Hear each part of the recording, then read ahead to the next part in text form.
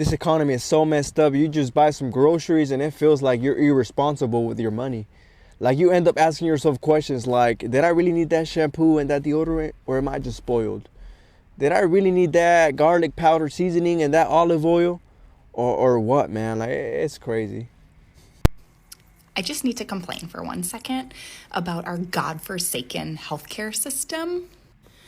Okay, so about 3 weeks ago, almost 3 weeks ago, maybe a little more than 3 weeks ago, I overextended my right ankle, like the back, like the Achilles tendon area.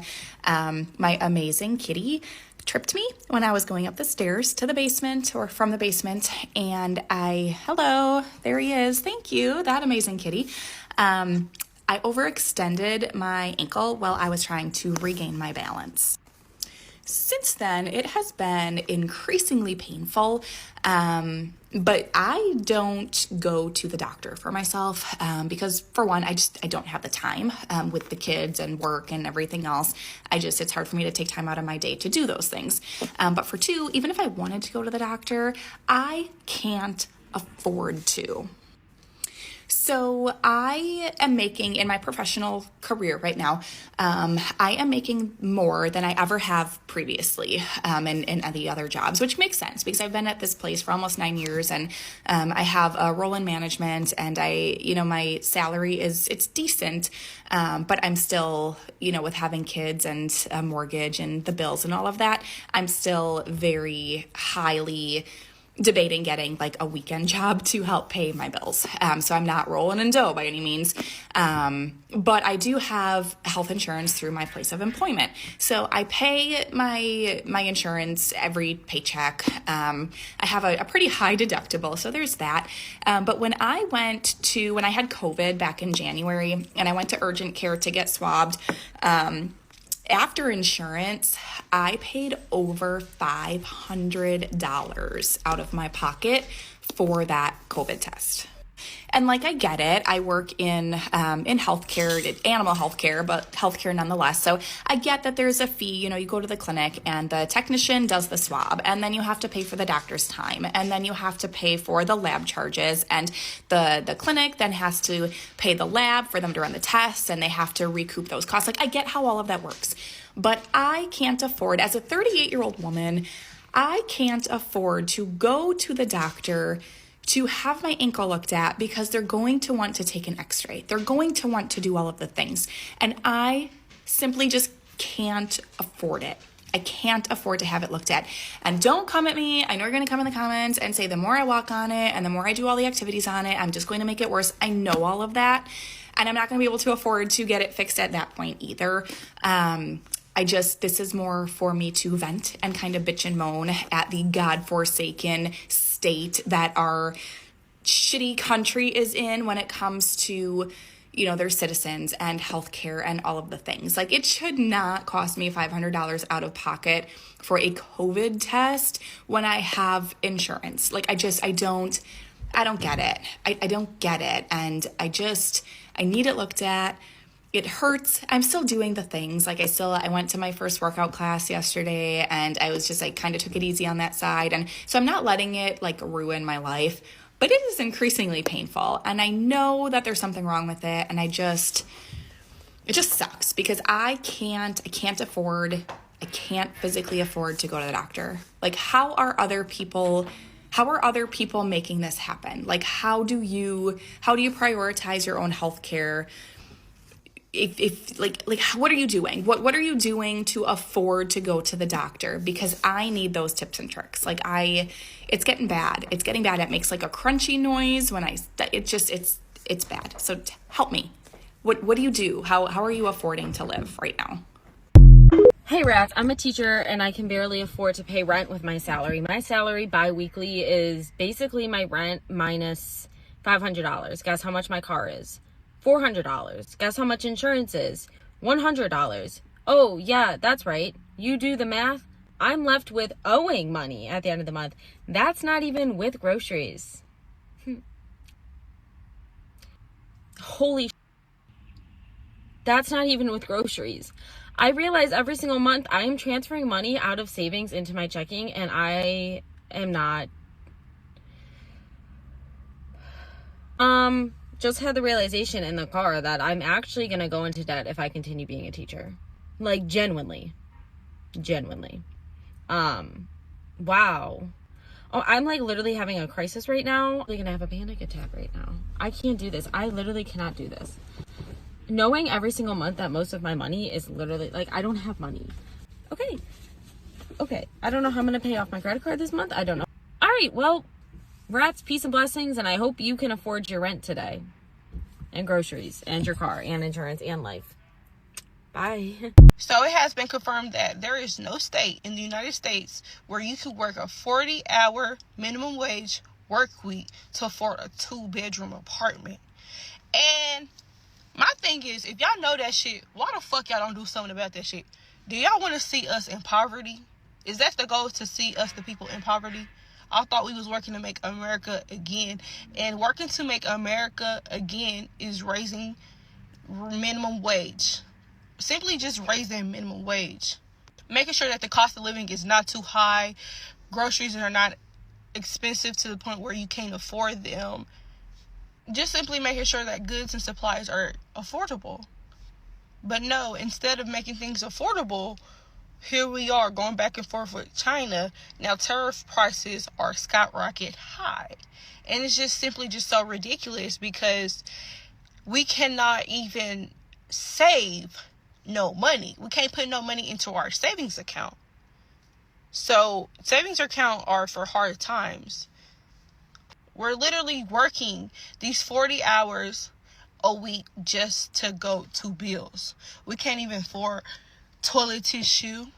We can't afford clothes. We can't afford car maintenance.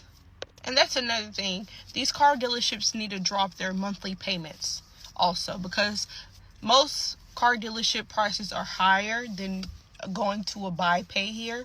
Because I know for sure mine is like $600 a month, which is kind of affordable, but if you think about it, it's really not affordable. On top of that, phone bill, gas, rent. So yeah, so we're literally just working to pay bills. So if y'all know that there's no state in the United States where you work a minimum wage 40-hour work week, you can't even afford a 2-bedroom apartment. If you simply know that, why don't y'all do something about it?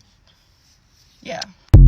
Nearly everyone I've talked to recently, it's just like, yeah, haha, I can't really afford groceries. Guess I just have to cut it down to 2 meals a day, and groceries are a little too much. Gotta see like how long I can get my food to last me. That's not a... Why are we casually being like, yeah, we can't afford groceries? I can't. I literally eat like 2 meals a day. I barely eat out. I don't order stuff. I eat like 2 meals a day. Sometimes I'll just have a nap for dinner because I just can't keep buying groceries. Like, you're telling us all of us have jobs, and the people specifically I was talking to have like well-paying jobs, and we all just still can't afford groceries. I mean, we're single people living on our own, so like there's rent. But besides for just paying for rent, you should also be able to afford to live, to eat, to feed yourself, and we literally can't do that right now.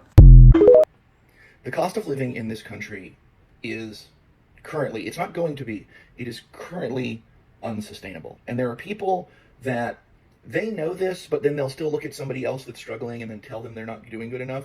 I want you to imagine somebody that makes $75,000 a year.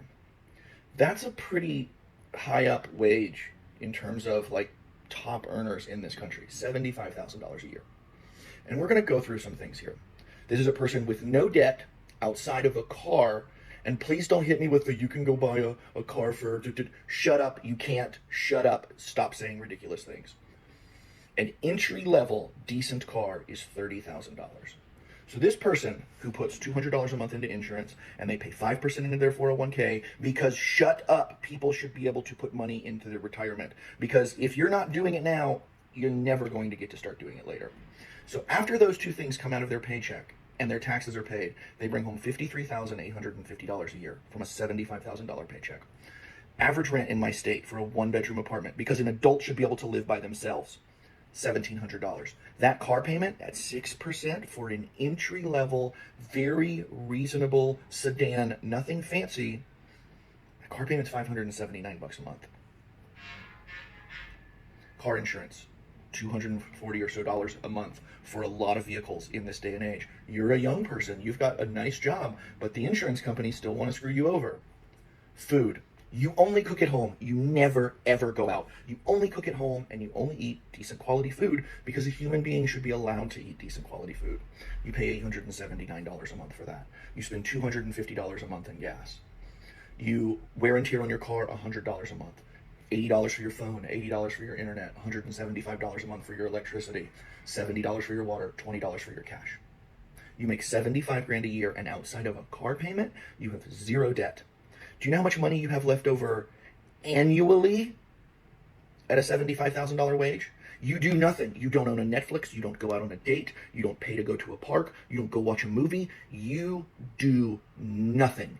If you can't find it on the internet for free, you don't get to do it.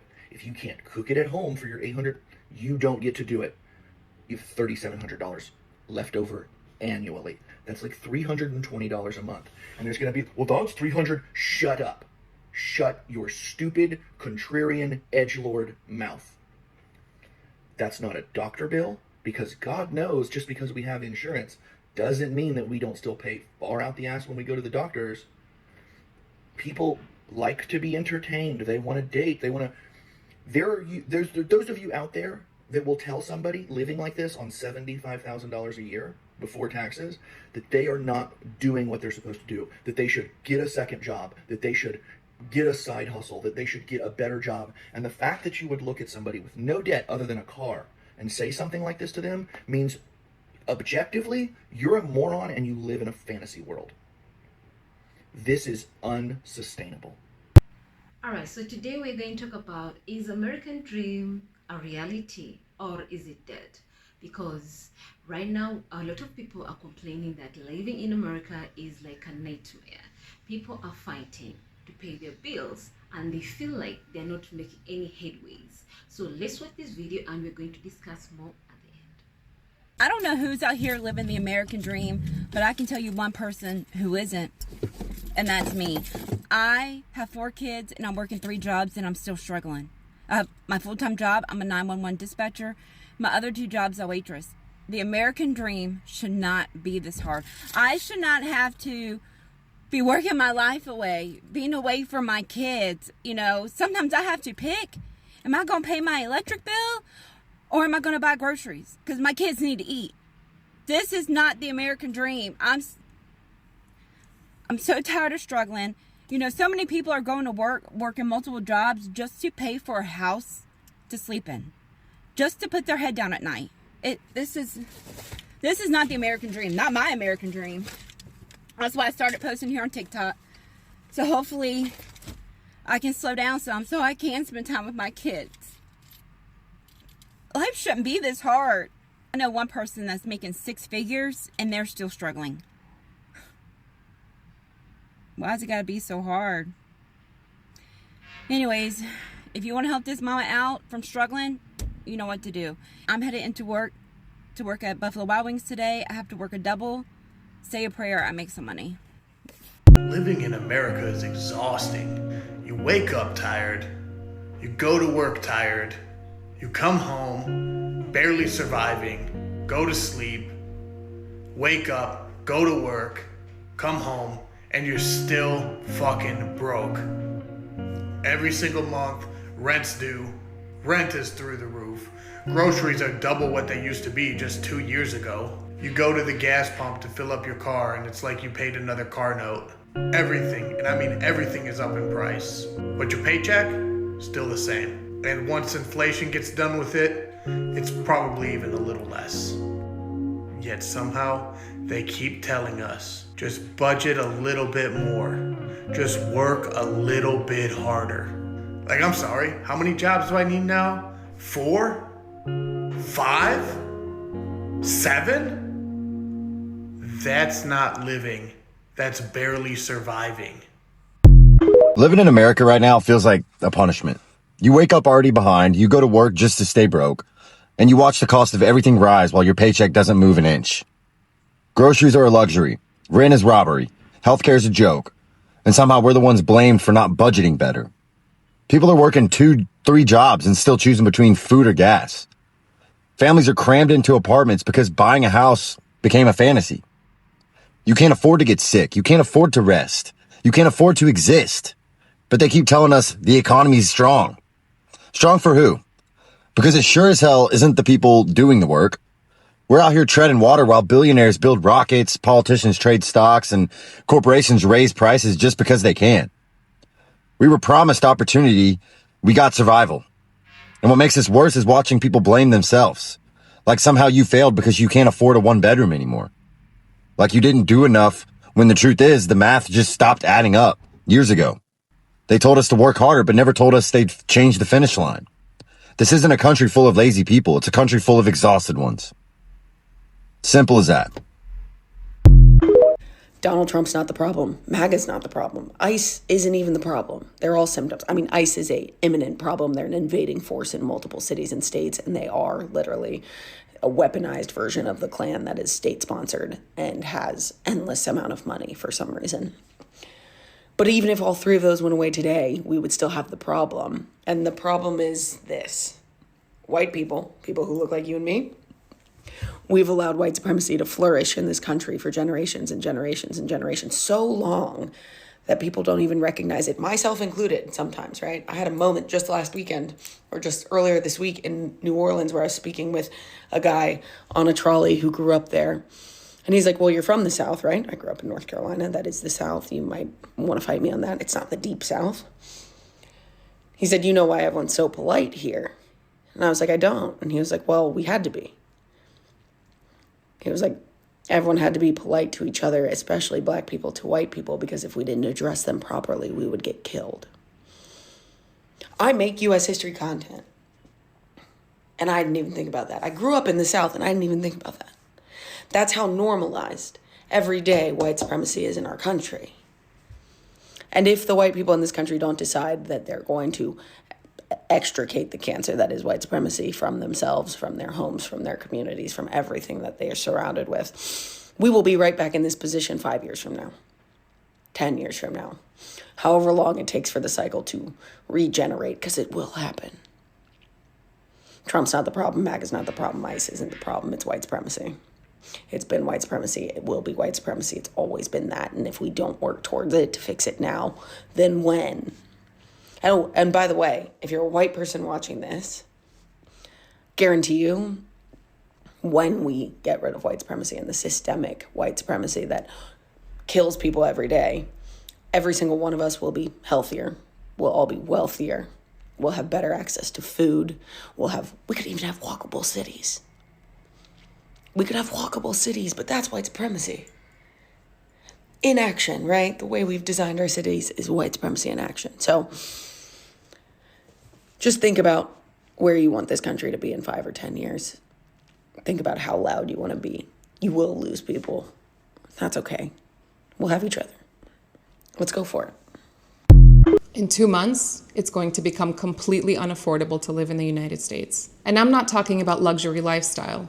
I'm talking about basic middle-class needs. I run a relocation business out of Costa Rica. I asked my clients, who are a couple from Bushwick, Brooklyn, why they were thinking of moving abroad. They sent me their monthly budget spreadsheet. So combined, they make $120,000 a year. And from that, they get to bring home about $7,400 a month after taxes. Their rent is $3,100 a month. And their health insurance is about to skyrocket to $1,750. They budget about $1,000 a month for groceries. Their utilities, internet, cell phones, and MetroCard are another $1,300 or so. So at the end of the month, this leaves them with about $250. And that doesn't include any unexpected expenses or the hope for investments or the hope for a savings account. So what they said to me is that this is what running in place feels like. And the reason that they want to move abroad is because they actually want to move forward with their lives. I mean, look at this all our stuff. It's everything we own. Everything we own. I feel miserable. I have pneumonia. I just got released from the hospital last night. I've been in there for 4 days. I was sicker than a dog before I went. I called the ambulance. They wouldn't take me in. I made my in-law take me 2 days later because I felt like I was dying, literally dying, and I had pneumonia caused from all of the freaking trying to clean this stuff up to get out of here fast enough. that made me sick. It made me sick fast. I just sent my girls to go stay somewhere else so I can freaking try to deal with this and not be upset in front of them. They said they're trying to work with me for housing. I haven't even seen anybody about nothing for housing today. Nobody showed up. Nobody. And now there's a trash service going behind all of this. They just took all the RVs and the cars. They took one of our cars. I couldn't find the key this morning when I went to move it. They took that too. It's like we don't have enough taken from us out here. If we had anything, we wouldn't be here. If we had options, we wouldn't be here. Nobody wants to be out here like this. Because of all the rats out here on the levee, my RV got infested with them. They chewed through all my water lines. They chewed through some of my electrical stuff. They chewed through my heater. So I had to move my kids into this little one temporarily so we could try to fix all the damages. And they didn't tag that one, but then they tagged my other one.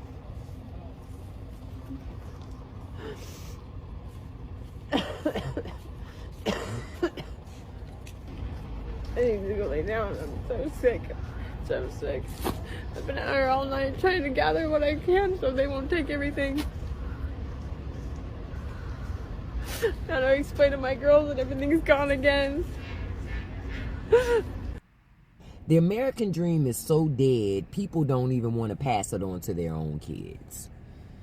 I read an article about how this is the hugest decline, right, in Americans having children. Americans are not having enough children for the first time in history to replace, themselves, right? But why would somebody bring children into this world, in America specifically? Why would you purposely have a baby in America? Why would a woman even do that? You don't have any control over your body. Government has ultimate control over your vessel. Hell, government will even keep you alive as a host when you're dead just to make sure it can force you to give birth to that baby. So I don't see the benefit for women, frankly, to have babies. America is not a place for families. It's obviously not a place for families. It's not set up that way. They tax families into oblivion. So why would you sign up for that? So no, that's why people aren't having babies. America, if you want young people to have babies, how about you make this economy affordable? Because right now it's not. It's really set up just for rich people to have babies. So go have the rich women. Oh, that's right. They don't want to have rich women have a whole bunch of babies because their kids are not going to work in factories and stuff. It's supposed to be our kids work in factories. Like I said, that's why people are not having kids. Why the hell would we have kids? Why would anybody have kids in this environment? Why would anybody have kids in this environment? It's not a good environment for children. So kudos to the young folk. If you smart, keep your dress down and your panties up. They don't tell you what American dream, but let me tell you some of the things. Working 40 hours a week or bi-weekly, that's American dream. Getting some of your money taken away by taxes, by the government, every week or every other week or monthly when you get paid. That's an American dream. Paying a mortgage or buying a house, which is called a mortgage here, that you would never ever own, even if you pay for that house, because even if you buy that house or not, you still have to pay taxes on that property, that land that house is staying on. That's the American dream. We don't own anything in this country, just so you know that. That's the American dream. Okay? Having children and the government is able to make decision on what you do or how you discipline your children. That's the American dream. Being in jail for stupid things like. Alright, so exactly what is happening in America? Why is it that so many people are telling you, they're saying online that they're just one step away from becoming homeless? Why is it that so many people are saying they cannot afford to live in America? Why is it that so many people are saying they're living paycheck to paycheck and they feel like bills are left, right, and center and they don't feel like they're making any headways whatsoever? So exactly what is happening? So we all know in terms of inflation, America has really, the inflation rate has gone high. They have literally been unable to bring it down. While we look at the salaries in America, it has always been stagnant for a couple of years now.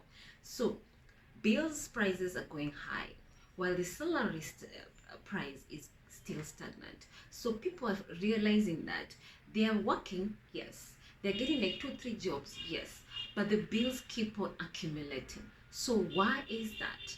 Simple. The rate of the bills going high is faster as compared to the salary or the income that people are accumulating. So you're being told rent has tripled, has risen over the years. You're being told grocery bills has tripled as a result of the tariff war that happened the other day. You're being told paying your insurance also, it has literally tripled. You're being told there's budget cut in terms of the Affordable Care Act. So now families are forced to chip in from their own pocket to be able to afford some of the services being offered under the health insurance coverage. So, in other words, in America, you need to be among the 1% in order to enjoy the American dream. And that is the reality. The people who are earning, who are millionaires and billionaires, are the ones who are literally laughing all the way to the bank. They are always getting the tax relief from the government, while the middle class and the lower class are the ones who are paying taxes left, right, and center, and they are forced to chip in as a result of the big, beautiful bill where they did a lot of budget cuts. And now schools are being closed. You're being told hospitals in the rural areas in America right now, they are literally underfunded, and some are being forced to close down because there's no money to run it. There's no money to pay those nurses and doctors.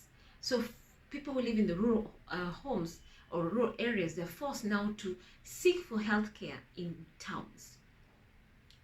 Who is to be blamed? That is the question Americans are asking. Who is to be blamed? And truly, Americans are suffering. But the reality is, it's not a question of who is to be blamed. The question is, how are Americans going to survive? How are Americans going to earn extra money in order to be able to pay their bills and to be able to make up savings and to make investment to build for their future, just in case of any unsuspecting issues that are going to happen. Situations like, for example, losing a job, situations like, for example, you become sick, you have that cushion fund that is going to help you during. You have a cushion fund to cushion you during unexpected situations that are going to happen in life. Because we all know life happens. Life can throw you curveballs left, right, and center.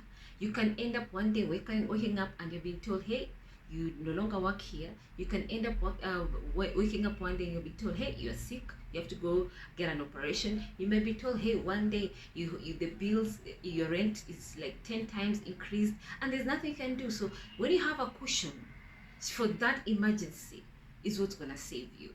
So when you watch this video, the viewers, I'm talking to you. Is American dream dead, or is it still alive? And if it is still alive, what exactly are people supposed to do in order to achieve the American dream? So over to you. Tell me. I'd love to hear from you. Give me your thoughts and kindly subscribe to my channel.